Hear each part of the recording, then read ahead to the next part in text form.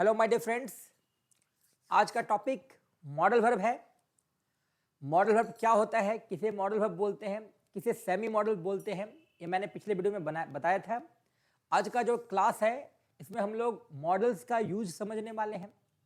Models जो है can, could, may, might, हालांकि सबका हिंदी तो सकना ही होता है, बट कहाँ कैन इस्तेमाल होगा, कहाँ कुड इस्तेमाल होगा, कहाँ मे, कहाँ माइट, हम लोग एक एक करके इन सारे टॉपिक को समझने वाले हैं। तो आज जो टॉपिक हम लोग पढ़ने वाले हैं मॉडल वर्ब का, वो टॉपिक कैन है। काफ़ी आसान सा टॉपिक है।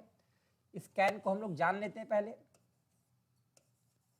कैन, जिसको हिंदी में हम लोग सकना बोलते हैं, सकना। तो भाई सकना तो कुड का भी होता है ना, माइट का भी होता है, मे का भी होता है। कैन किस प्रकार का सकना है, आज इस वीडियो में हम लोग क्लियर करने वाले हैं। ये तो आप लोग को पता ही होगा, पिछले वीडियो में मैंने बताया था कि कैन जो है ये मॉडल वर्ब का पार्ट है। और मॉडल वर्ब किसको बोलते हैं? एक ऐसा वर्ब जो अपने बगल में V1 ले, रूपांतरक क्रिया या आदर्श सहायक क्रिया, यानी एक ऐसा वर्ब जो अपने बगल में V1 ले, दैट इज कॉल्ड क्या? Modal verb. अंग्रेजी में हमने बताया था कि 10 मॉडल वर्ब्स होते हैं। 3 या 4 जो है, 3 में हम लोग डेयर को लेते हैं, नीड को लेते हैं, यूज टू को लेते हैं। लेट को बहुत ग्रामर के राइटर्स लोग नहीं रखे हैं, बट हम लोग 4 सेमी मॉडल्स बोल सकते हैं। अब मॉडल सेमी मॉडल्स क्या होता है ये आप मेरे पिछले वीडियो में जाके देख सकते हो। आज का टॉपिक जो है वो कैन है। कैन को समझते हैं हम लोग। कैन का मतलब सकना होता है। बस आपको दिमाग में यही रखना है कि जब भी हम लोग किसी फ्यूचर के सकना की बात करें, यानी आने वाले समय वाले सकना की बात करें, तो हम लोग वहाँ कैन का प्रयोग करते हैं। लाइक मैं दिल्ली जा सकता हूँ, मैं अंग्रेजी पढ़ा सकता हूँ, वह आ सकती है, ऐसे सकना के लिए हम लोग कैन का प्रयोग करते हैं। तो सबसे पहले स्ट्रक्चर की हम लोग बात करें तो स्ट्रक्चर एकदम आसान है, कहीं टेंशन नहीं लेना है। कैन का स्ट्रक्चर सबसे आसान है, क्योंकि कैन क्या है बताओ? मॉडल वर्ब है। तो मॉडल वर्ब का मतलब ही है ये अपने बगल में क्या लेगा? V1 लेगा। तो स्ट्रक्चर में कोई परेशानी नहीं है। आगे हम लोग सब्जेक्ट लेंगे और पीछे क्या लेंगे? ऑब्जेक्ट लेंगे। तो स्ट्रक्चर समझना एकदम बच्चों का खेल है। किसी भी मॉडल के स्ट्रक्चर को बनाना ये बच्चों का खेल है। हर मॉडल अपने बगल में क्या लेता है? V1 लेता है। तो इसमें समस्या नहीं होनी चाहिए। अब कैन V1 लेता है, जितना रूल आसान है उतना रूल इसका कंसेप्ट है नहीं।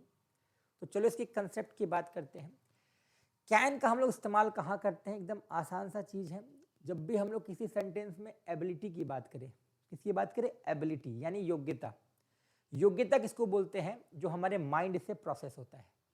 लाइक मैं अंग्रेजी बोल सकता हूँ, मैं तुम्हें समझ सकता हूँ, वह खाना बना सकती है ना। जो माइंड से प्रोसेस हो उसको हम लोग क्या बोलते हैं? एबिलिटी बोलते हैं। तो कैन क्या करता है? ये एबिलिटी को दिखाता है। कैन क्या करता है? ये एबिलिटी को दिखाता है। तो हम लोग इसका पहला डेफिनेशन क्या लिख सकते हैं? इट शोज, ये दिखाता है, क्या दिखाता है? एबिलिटी को। It shows the ability. Ability को हिंदी में हम लोग क्या बोलते हैं? योग्यता बोलते हैं। तो ये योग्यता को दिखाता है, यानी कैन शोज क्या? एबिलिटी। एक ऐसा वाक्य जो योग्यता को दिखाए। योग्यता मैंने बताया जो माइंड से प्रोसेस होता है। लाइक मैं अंग्रेजी बोल सकता हूं, मैं अंग्रेजी बोल सकता हूं, ये एबिलिटी है। मैं अंग्रेजी बोल सकता हूं। इसको आप आराम से ट्रांसलेट कर सकते हो।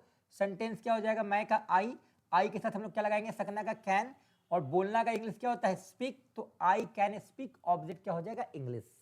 तो जितने भी एबिलिटी वाले सेंटेंस होंगे वहां हम लोग कैन का इस्तेमाल करने वाले हैं। ठीक है, चलिए अब हम लोग बात करते हैं एक और नोट्स की। जो कैन है वो कभी कभी वाक्य में कैपेसिटी को भी दिखाता है। It shows the capacity. Capacity, अब कैपेसिटी क्या होता है? इसको हिंदी में हम लोग क्षमता बोलते हैं। अब बोलो सर योग्यता और क्षमता दोनों तो एक ही है, भाव दोनों का सेम है, बट एबिलिटी जनरली माइंड से प्रोसेस होता है और कैपेसिटी बॉडी से होता है। तो जो बॉडी से हो उसको हम लोग क्या बोलेंगे? क्षमता बोलते हैं। लाइक वो पत्थर तोड़ सकता है, वह 20 रोटी खा सकता है ना। तो जो बॉडी से प्रोसेस उसको हम लोग क्या बोलते हैं, क्षमता बोलते हैं। तो कैन जो है उन वाक्यों में बिल्कुल इस्तेमाल होगा जो एबिलिटी को दिखाएगा और जो कैपेसिटी को दिखाएगा। फॉर एग्जाम्पल अगला सेंटेंस जो है,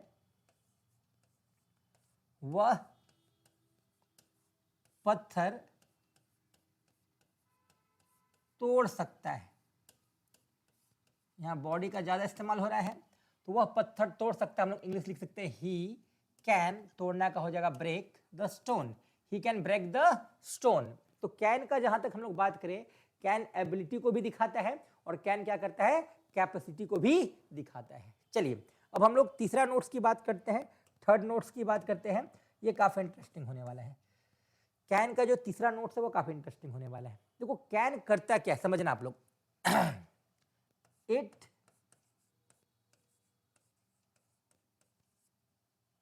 shows the small target, इसको ध्यान से समझना। It shows the small target, ध्यान से समझिएगा। देखो जो टारगेट छोटा होता है ना, उसका संभावना होने का बहुत ज्यादा होता है। जैसे अगर हम आपसे ये बोलें कि आप जिस चीज का भी तैयारी कर रहे हो उसका टारगेट छोटा बनाओ। फॉर एग्जाम्पल आज सुबह से लेकर शाम तक आप जो भी टारगेट बनाओगे उसका होने का चांसेस बहुत ज़्यादा होता है। लेकिन अगर आप 5 साल आने वाला का प्लान करके चलोगे तो निश्चित तौर पे इसकी संभावना क्या होगी, कम होगी। तो जितने भी स्मॉल टारगेट होते हैं ना, उसका संभावना ज़्यादा होता है।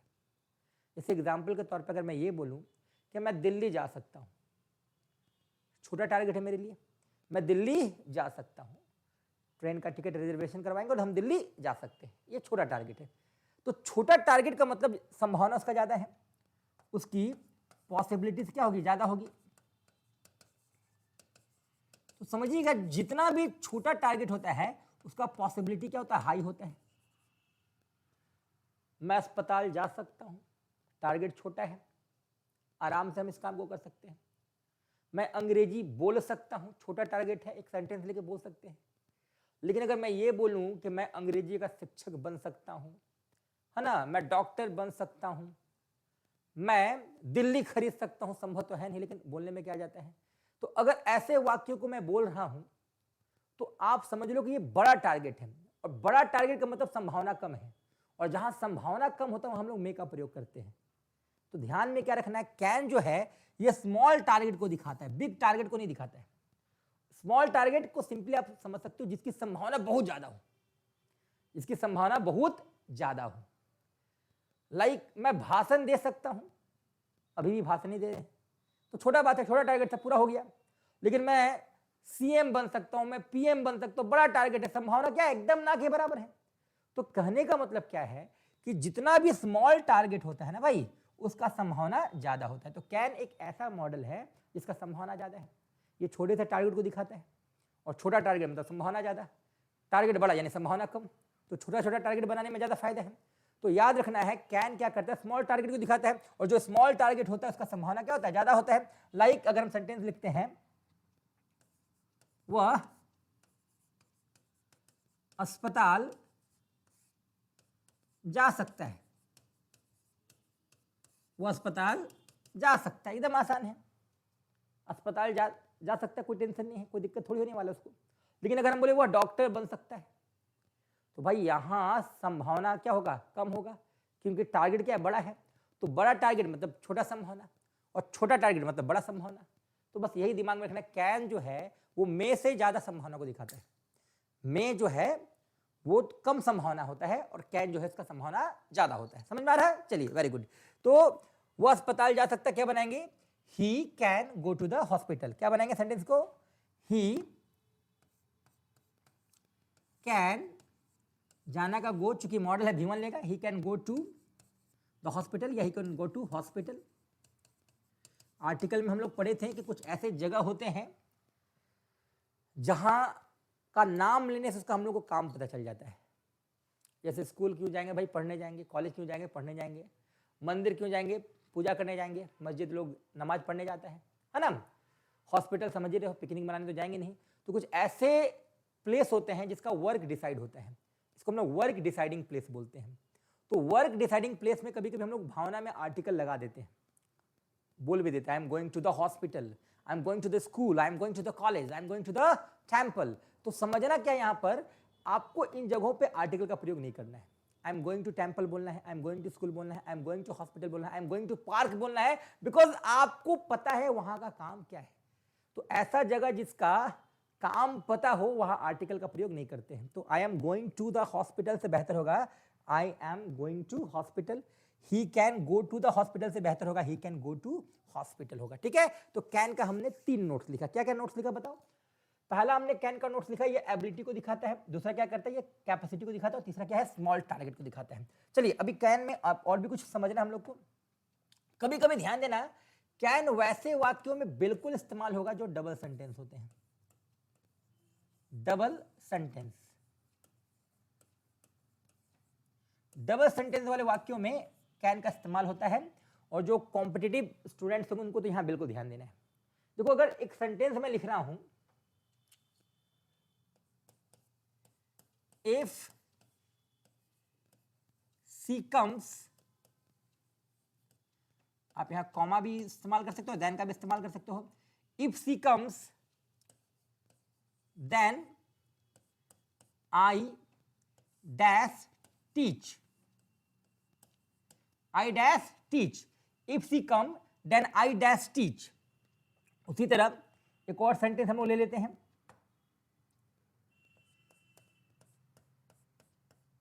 इफ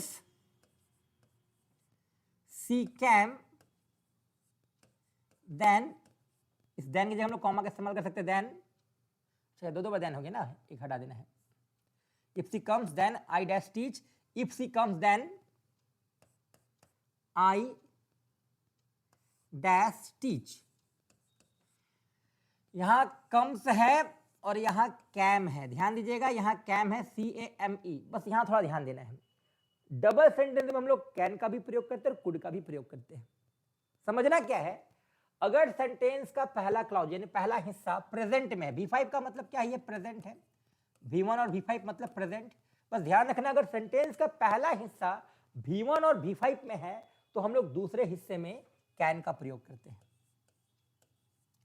दूसरे हिस्से में किसका प्रयोग करते हैं, कैन का प्रयोग करते हैं। और अगर सेंटेंस का पहला हिस्सा V2 में है, V2 that is past, V2 में है, तो दूसरे हिस्से में भूल के कैन का इस्तेमाल नहीं करना है, हम लोग क्या इस्तेमाल करते हैं, कुड का इस्तेमाल करते हैं। ये आपको थोड़ा ध्यान देना होगा कि सेंटेंस का अगर फर्स्ट जो क्लाउज है, पहला जो वाक्यांश है, अगर वो V1 V5 में है तो आपको वहां फ्यूचर का मॉडल इस्तेमाल करना है। इधर आप कैन का इस्तेमाल कर सकते हो, आप शैल विल का भी इस्तेमाल कर सकते हो। बट इस वाक्य में अगर आपने कुड का इस्तेमाल किया या वुड का इस्तेमाल किया तो ये एरर हो जाएगा। ये कॉम्पिटिशन में बहुत ज्यादा पूछता है, बच्चे थोड़ा ध्यान देंगे कि अगर सेंटेंस का पहला हिस्सा किसमें, V1 और V5 में, यानी फर्स्ट क्लास किसमें, V1 और V5 में है, यानी प्रेजेंट में है, तो जो सेकेंड पार्ट है उसमें भूल कर भी यहां पर कुड का इस्तेमाल मत करना आप लोग, या वुड का इस्तेमाल मत करना। अगर पहला हिस्सा प्रेजेंट में है मतलब V1 और V5 में है तो आप यहां कैन का इस्तेमाल कर सकते हो, आप सेल का भी इस्तेमाल कर सकते हो, आप विल का भी इस्तेमाल कर सकते हो, लेकिन फ्यूचर मॉडल कैन आप ले लो, सेल ले लो, विल ले लो। लेकिन अगर सेंटेंस का पहला हिस्सा V2 में है, V2 पास्ट, याद रहे V2 मतलब पास्ट, भूल के यहां कैन का इस्तेमाल मत करना। आप यहां कुड का इस्तेमाल कर सकते हो, आप यहां वुड का इस्तेमाल कर सकते हो, मन करे तो माइट भी लगा देना, बट आपको सेल का इस्तेमाल नहीं करना है, आपको कैन का इस्तेमाल नहीं करना, आपको विल का इस्तेमाल नहीं करना। समझना क्या है, सेंटेंस का पहला हिस्सा अगर पहला हिस्सा पास्ट है तो यहां कुड वुड जो डालना है डाल दो, लेकिन पहला हिस्सा अगर प्रेजेंट है तो यहां फ्यूचर का मॉडल ही आएगा, या फिर कैन ले लो, या फिर सेल ले लो, या फिर विल ले लो। हालांकि सेल विल कुड माइट आगे हम लोग पढ़ेंगे, फिलहाल हम लोग को कैन पे फोकस करना है। तो कैन में बस यही दिमाग में रखना है कि अगर सेंटेंस का पहला हिस्सा प्रेजेंट है मतलब V1 और V5 है तो फिल इन द ब्लैंक्स में आपको वहां कैन फिल करना है, कुड मत फिल कर देना। तो कैन क्या करता है, डबल सेंटेंस को भी दिखाता है। बस दिमाग में ही रहे कि जब भी हम लोग डबल सेंटेंस की बात करें तो हम लोग कैन का इस्तेमाल करते हैं। तो कैन का टॉपिक यहां समाप्त होता है। अब बच्चे बोलेंगे सर बहुत पेचीदा नहीं हो गया, कैन कहाँ इस्तेमाल करें, हम लोग तो अभी तक सोचते थे जहां मन तहां कैन इस्तेमाल कर देते हैं। अभी आप बोल रहे कैन एबिलिटी में आता है, कैन कैपेसिटी में आता है, कैन डबल सेंटेंस में आता है, कैन स्मॉल टारगेट में आता है। याद कैसे करें सर, कंफ्यूजन हो जाएगा। अरे कुछ कंफ्यूजन नहीं होगा, पहले आप हमको ये बताओ कि कंप्यूटर का सबसे छोटा सा कोर्स कौन सा है? कंप्यूटर पढ़ते होंगे ना आप लोग, या जानते भी होंगे। तो कंप्यूटर का सबसे छोटा कोर्स कौन है? तो बच्चे बोलेंगे सर DCA है सर। सबसे छोटा कोर्स कौन है? DCA है। तो DCA करना बहुत बड़ा टारगेट तो है नहीं। DCA करना क्या है कि स्मॉल टारगेट है। DCA करना एक बहुत ही छोटा सा टारगेट है। अब DCA का फुल फॉर्म शायद डिप्लोमा इन कंप्यूटर एप्लीकेशन होता होगा। ज़्यादा मेरा कंप्यूटर का नॉलेज है नहीं तो इस पर जाना नहीं है, लेकिन शायद यही होता होगा। बट हम लोग को अभी डिप्लोमा इन कंप्यूटर एप्लीकेशन की बात नहीं करना है, हम लोग कैन पढ़ रहे हैं। क्या पढ़ रहे हैं? कैन। तो कैन का फॉर्मूला जो होता है वो यही होता है, DCA स्मॉल टारगेट। और सर क्या कर रहे हैं, पागल हो गए? DCA स्मॉल टारगेट कैन का फॉर्मूला कैसे है? तो बिल्कुल है, DCA स्मॉल टारगेट जो है ये कैन का ही फॉर्मूला है माय डियर फ्रेंड्स। कैन का फॉर्मूला याद रखना, DCA स्मॉल टारगेट। अब ये डी से क्या है बताओ? डी से होता है डबल सेंटेंस। डी से क्या होता है? Double sentence. एकदम तुक्का आप लोग का ठीक जा रहा है। तो सी से बताओ क्या होगा? सी से क्या होगा? कैपेसिटी होगा। अगर डी से कैन डबल सेंटेंस को दिखाता है तो सी से कैन कैपेसिटी को भी तो दिखाएगा। और ए से क्या दिखलाएगा? एबिलिटी को। और ये जो DCA है ये क्या है? एक स्मॉल टारगेट ही तो है। तो कैन का एकदम आसान सा फॉर्मूला है, कभी भी कैन भूलोगे नहीं आप लोग। कैन का फॉर्मूला है DCA स्मॉल टारगेट।